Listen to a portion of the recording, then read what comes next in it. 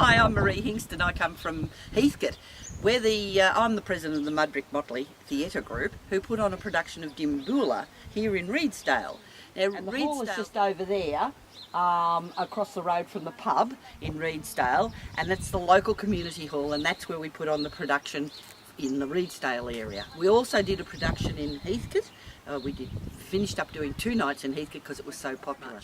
But the thing that really struck me was how the community got behind the production.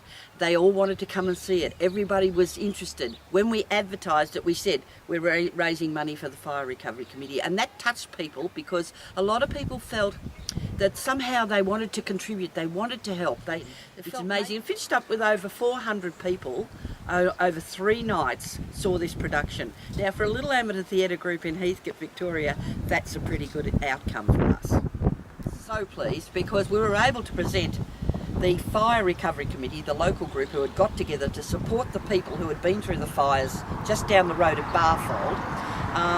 We were able to give them a cheque after our show was over, for $1,500. Now, that was a fantastic amount of money for us to be able to raise because Dimboola is a very expensive production to put on, and if I hadn't have got the funding from Regional Arts Victoria, I would have found it a real struggle to put this show on and be able to present them with a decent sized cheque.